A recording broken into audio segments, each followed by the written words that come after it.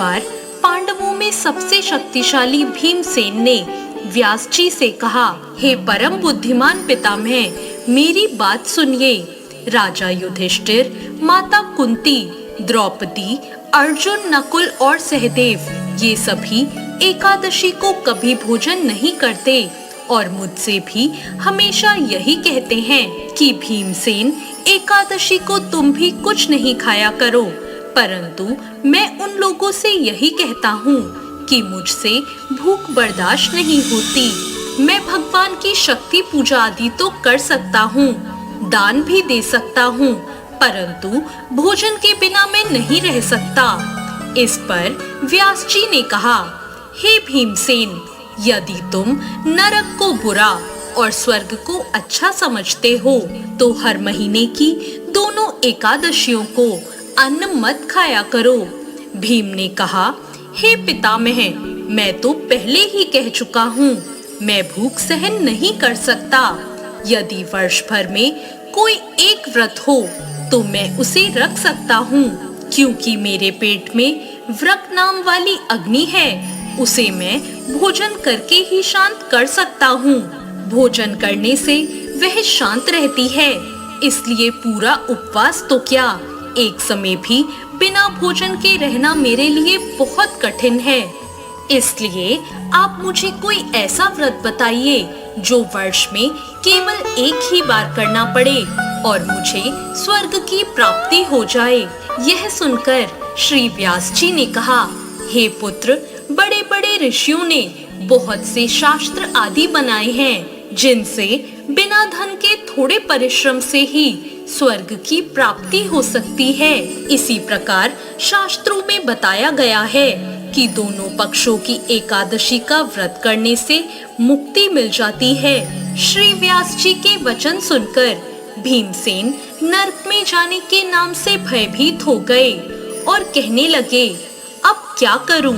माह में 2 व्रत तो मैं नहीं कर सकता, लेकिन पूरे वर्ष में एक व्रत करने का प्रयत्न मैं अवश्य कर सकता हूँ। इसलिए पूरे वर्ष में कोई एक दिन व्रत करने से मेरी मुक्ति हो जाए, ऐसा कोई व्रत बताइए। यह सुनकर श्री व्यास जी कहने लगे कि वृषभ और मिथुन की संक्रांति के बीच ज्येष्ठ मास के शुक्ल पक्ष की जो एकादशी आती है उसका नाम निर्जला है। तुम उस एकादशी का व्रत करो। इस एकादशी के व्रत में स्नान और आचमन के सिवा जल वर्जित है। आचमन में 6 मासे से अधिक जल नहीं होना चाहिए, अन्यथा वे मद्यपान जैसा हो जाता है। इस दिन भोजन भी नहीं करना चाहिए, क्योंकि भोजन करने से व्रत नष्ट हो जाता है। यदि निर्जला एकादशी के सूर्योदय से लेकर द्वादशी के सूर्योदय तक अगर कोई जल ग्रहण ना करे तो उसे सारी एकादशियों के व्रत का फल प्राप्त हो जाता है। द्वादशी को सूर्योदय से पहले उठकर स्नान आदि करके ब्राह्मणों को दान देना चाहिए। इसके बाद भूखे और सच्चे ब्राह्मण को भोजन कराकर आप भी भोजन कर लेना चाहिए।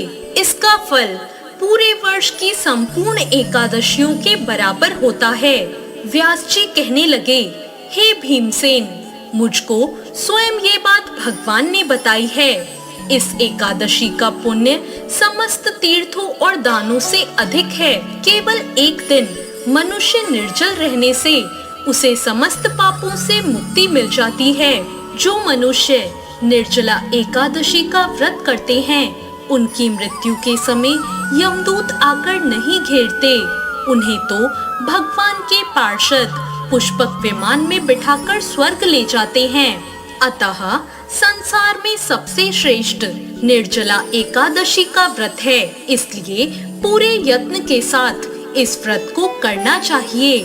उस दिन ओम नमो भगवते वासुदेवाय मंत्र का उच्चारण करना चाहिए और हो सके तो गोदान भी अवश्य करना चाहिए। इस प्रकार श्री व्यास जी की आज्ञा अनुसार भीमसेन ने इस व्रत को किया। इसलिए इस एकादशी को भीमसेनी या पांडव एकादशी भी कहा जाता है।